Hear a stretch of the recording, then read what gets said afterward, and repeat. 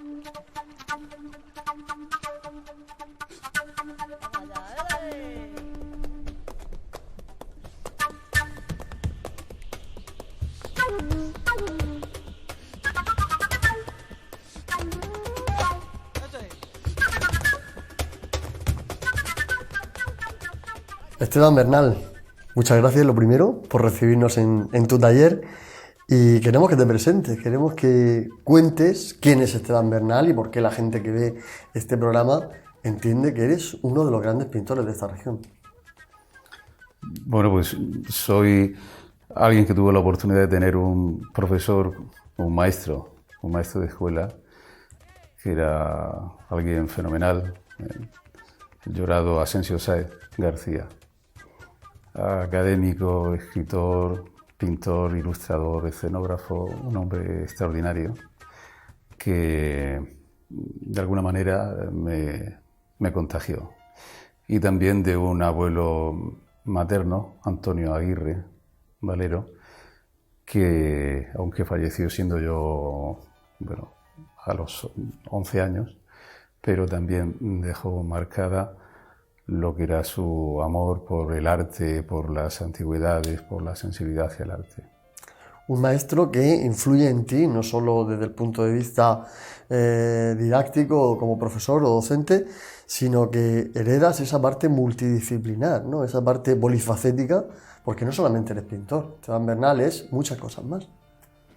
Sí, posiblemente él sea el culpable de que me interese la escenografía, la ilustración, la escultura, el teatro, el grabado, porque todas esas cosas las hacíamos con él en clase, con unos recursos limitadísimos hace años, pero lleno de creatividad, de entusiasmo y, bueno, la imaginación al poder totalmente. Siendo niño, pero un poco más mayor, siendo joven, marchas a Valencia a estudiar la carrera de Bellas Artes, ¿es así? Así es.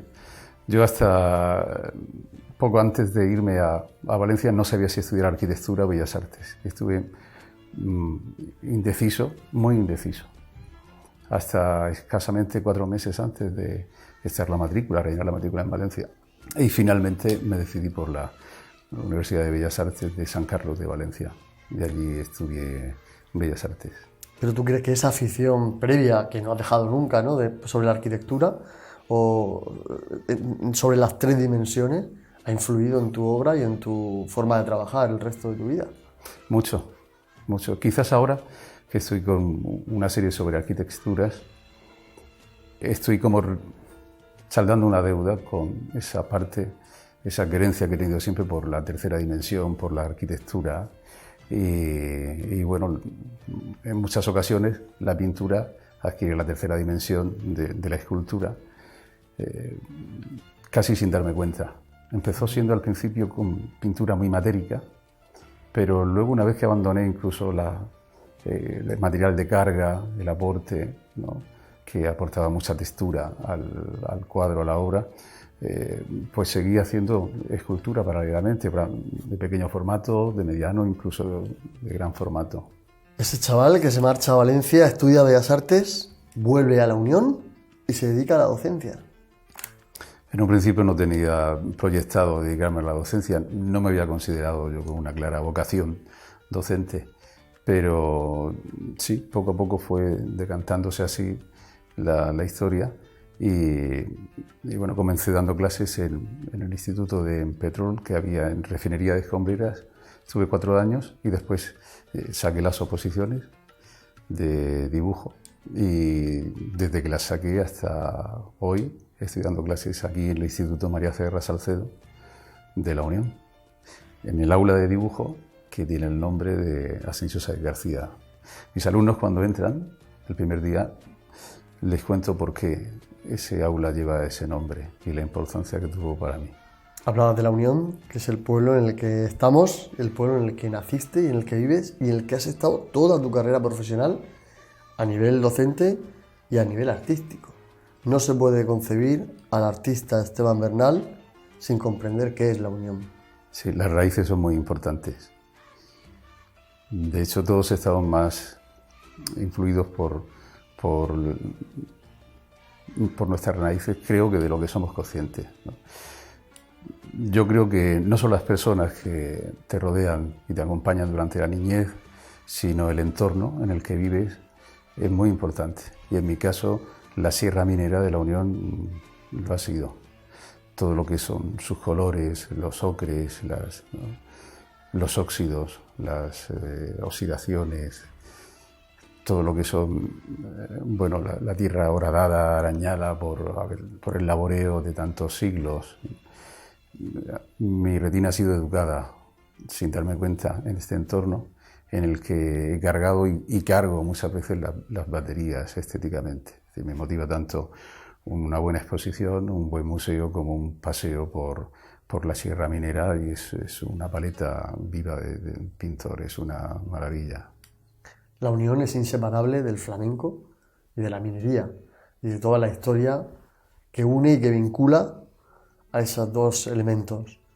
¿Qué hay de ese flamenco en la vida de Esteban Bernal? ¿Qué hay de esa tradición del flamenco en la Unión en tu vida? Pues el culpable fue mi padre, Esteban Bernal Velasco, que fue el alcalde fundador del Festival Internacional del Cante de las Minas, que nació el mismo año en el que yo nací. Y bueno, yo siempre he crecido escuchando flamenco, con la afición de flamenco, y vinculado al flamenco, también al Festival del Cante de las Minas, de manera que pinto muchas veces también con flamenco de fondo. Y bueno, las raíces de la Unión son flamencas y mineras, así se reza el eslogan que la define turísticamente. Esteban, eres un artista que trabaja mucho por proyectos, por series, por proyectos a largo plazo en los que se embarca, ¿no? En los que te embarcas de una forma muy, muy, muy intensa, y uno de ellos ha sido lo relacionado con la escenografía del Cante de las Minas. Háblanos de ese trabajo. Yo cuando estudiaba en Valencia, al regresar, cada verano, había un grupo de pintores capitaneados por Asensio Sáez, Paco Hernández Cop, Paco Conesa, Fulgencio Cegarra, y me invitaban a participar en esas escenografías que hacíamos de manera colectiva, y aquello era un paraíso, era algo extraordinario. Yo veía a estas personas como monstruos, llenos de creatividad, y bueno, una vez que aquello se disolvió, he tenido la oportunidad de llevar adelante las escenografías desde el 2003 y bueno, pues vinculado también al festival, no solo con las escenografías, sino también con la elaboración de los trofeos que se entregan, y algún cartel y bueno, pues el pórtico de la Avenida del Flamenco y bueno, lo relacionado estéticamente con el flamenco. Minero, no cante más. Y los visitantes de la Unión, los que venimos a la Unión, nos encontramos con que el centro, todo lo que rodea el mercado es como un museo de Esteban Bernal al aire libre. Nos encontramos con esculturas en la plaza y nos encontramos también con otro de tus grandes proyectos, que es el Vía Crucis. ¿En qué ha consistido ese proyecto que has puesto en marcha este año? Bueno, pues fue un encargo de la cofradía del Cristo de los Mineros y del Ayuntamiento, y me pareció una cosa muy interesante. Une la mina Grupa Vicenta por el antiguo camino del 33, que une la sierra minera con el corazón del municipio, que es la iglesia del Rosario, con un Vía Crucis escultórico. Y bueno, tiene claros matices mineros, ¿no? Y son 14 estaciones que recorren, las 3 últimas tienen un recorrido urbano, pero todas las anteriores están al aire libre, en la sierra, con unos monolitos de 1 metro. Ese Vía Crucis que será visto por todos los vecinos de la Unión, que pasen por donde pasen del centro, se encontrarán con esos monolitos y con esos relieves. Pero fuera de aquí, todos los habitantes de la región de Murcia, seguro que nos hemos encontrado con una de tus grandes esculturas, al aire libre. ¿Cuáles? Háblanos de ella. Está en el punto kilométrico cero de las autovías de la región de Murcia, de donde parte la de Andalucía, la de Madrid y la de Alicante, hacia Valencia, en un nudo, en el enlace de Espinardo. Y eres un homenaje a lo que es la ingeniería. Son los esfuerzos que hace la ingeniería por tratar de unir 2 puntos extremos en el menor tiempo posible, con la menor distancia posible, y con los materiales de la ingeniería, ¿no? Que son el hormigón y el acero corten. Cuando haces esos trabajos, cuando estás en el proceso creativo y después cuando finalmente llega a su destino, ¿te sientes más escultor? ¿Te sientes más pintor? Pues la verdad es que no lo sé. Yo sí sé que cuando me meto en un proyecto estoy metido en él y funciono como si ese fuese mi ámbito de vida, con mucha comodidad, y luego puedo cambiar de registro y seguir haciendo pintura o escenografía o serigrafía o ilustración, y no tengo que cambiar de modo, sino que funciono de una manera, pienso que es consciente. Comentabas que trabajabas con series, con proyectos de diferentes piezas. ¿Eres muy metódico a la hora de trabajar, muy ordenado, o puedes estar trabajando en diferentes obras a la vez? No, cuando focalizo, ya me gustaría a mí estar llevando varias cosas a la vez, pero cuando focalizo, cuando estoy en algo, estoy en ello. Y no me encuentro, es decir, como si no tuviese otra ventana. Luego puedo cambiar con facilidad, pero una vez que haya concluido esa tarea, no puedo mariposear, no puedo. Ya me gustaría a veces. Cuando has hecho un vistazo al catálogo que recorre una gran parte de toda tu trayectoria artística, se encuentran referencias muy claras de algunos de los pintores clásicos. Y se puede encontrar a Tapies. Dime tú si es así, porque yo creo que hay ahí un material y un fondo muy de Tapies, y también incluso de Matisse en esas figuras. ¿Cuáles han sido tus referentes, aparte de estos que se ven de una forma mucho más obvia? Desde siempre me llamó mucho la atención el carácter, la impronta de Rembrandt, Goya, y luego la sutileza, la delicadeza, las atmósferas de Velázquez es algo extraordinario. Y luego, matéricamente hablando, Tapies fue un pintor que influyó también en mí mucho durante muchos años. Y luego, más recientemente, y pintores ya más cercanos, como murcianos, como Gaya o Pedro Cano. ¿Deja que te acompañe alguien en ese trabajo o prefieres trabajar en la soledad? Normalmente trabajo solo. Cuando a veces... ¿Con flamenco? Con acompañamiento flamenco, con el compás de flamenco, sí, o música clásica, música folk. El silencio como tal, cuando me saturo de música, lo dejo, pero pintar en esa soledad yo lo necesito. Hay veces que he pintado en plazas públicamente, colaborando con otros colegas, pero no es mi ambiente. Me encuentro un poco forzado. Necesito mi ritmo y sobre todo la serenidad que de alguna manera creo que también se transmite en mi obra. Uno transmite lo que vive. Mi relación con la pintura nunca he pretendido ni he querido que sea angustiosa, que sea tremenda. No, es más bien serena. Es de buscar un espacio de reflexión, de diálogo, algo de lo que esta sociedad creo que está muy carente.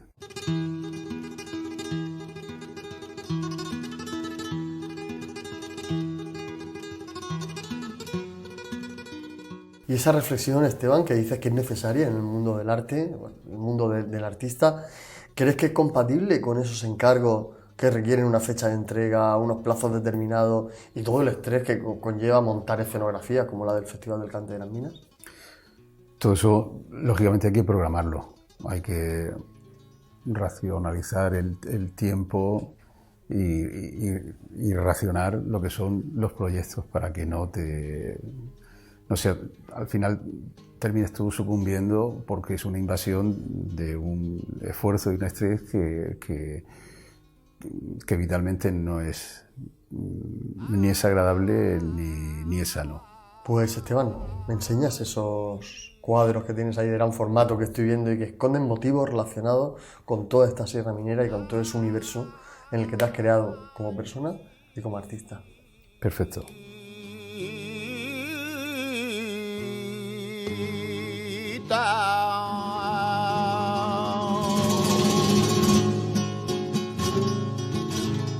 Bueno, Esteban, pues hemos venido a este rincón del taller y ¿qué es lo que encontramos aquí?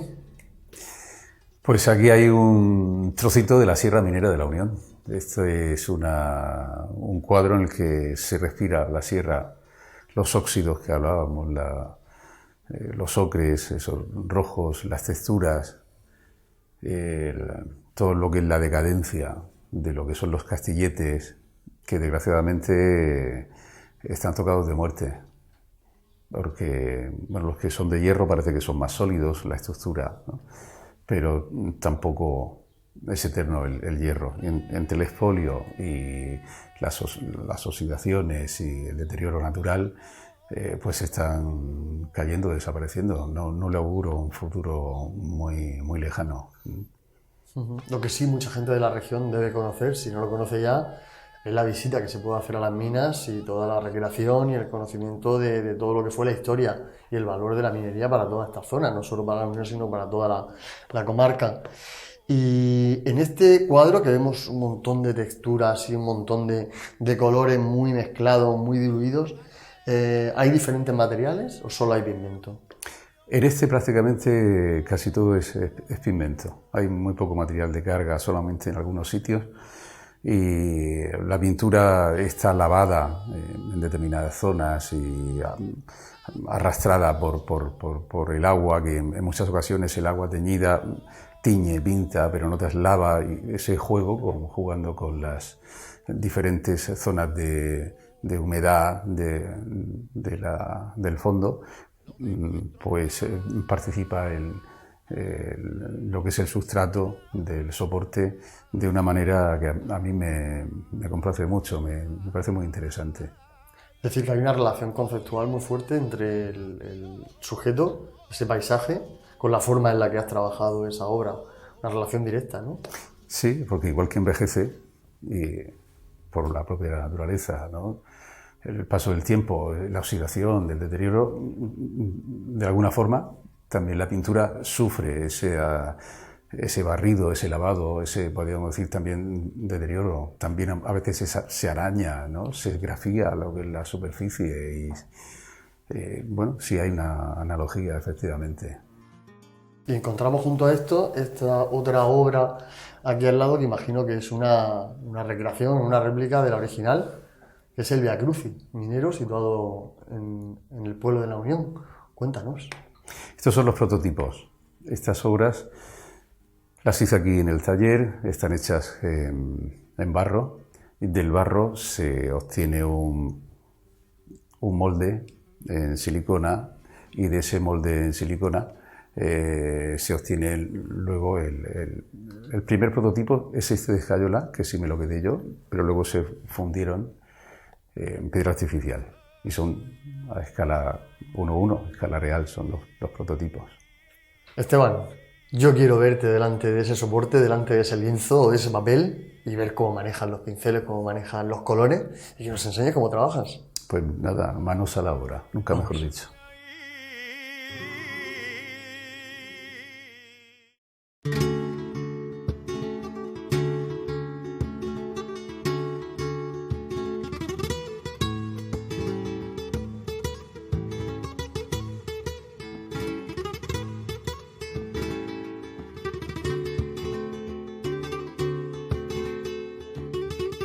Esteban, si alguien que no entendiera nada se pusiera aquí delante de esta obra contigo, ¿qué le explicarías que es? Bueno, pues en cuanto a la técnica, es técnica acrílica, una pintura que se disuelve con agua sobre papel. El papel yo juego con diferentes niveles de humedad y bueno, es una arquitectura.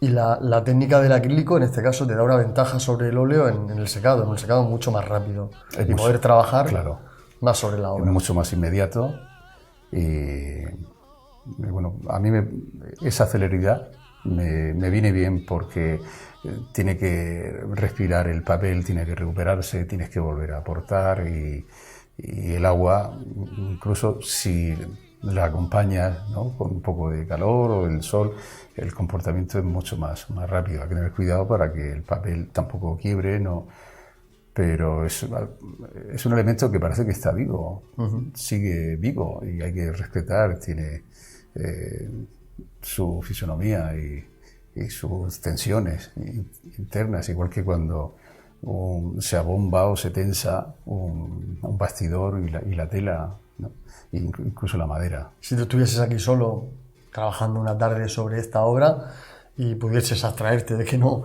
estamos aquí alrededor tuyo, ¿hacia dónde te dirigirías ahora? ¿Cuál sería la zona o cuál sería la parte de la obra que crees tú que estás viviendo ahora mismo que trabajas sobre ella? Pues yo casi respetaría esta zona más luminosa y sí avanzaría un poco más en esta zona de aquí, que es lo que voy a hacer ahora, ¿no?, aportándole algunos colores, unas tonalidades aquí más frías y tampoco quiero cansarlo, sobarlo demasiado, pero sí necesita un acabado, ¿eh? Las obras también hay que saber acabarlas y saber acabarlas no significa prolongarlas mucho, porque hay veces que por no acabarlas a tiempo al final se relame todo y queda algo totalmente saturado, ¿no? Entonces el saber concluir algo, como cualquier faena, hay que saber hacerlo y no siempre uno sabe cómo. Pues Esteban, como si no estuviera. Muy bien.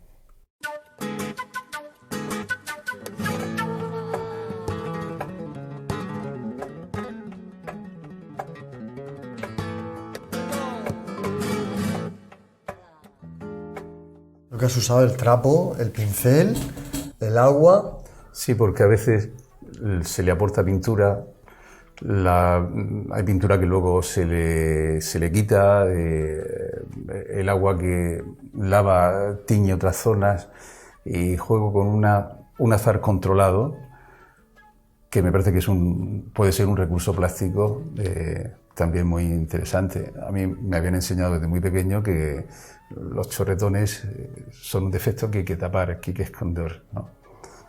Pero pueden ser un recurso también, un recurso plástico, como un arañazo, como una línea, como una mancha, y bueno, dejarlo que también participe en la obra.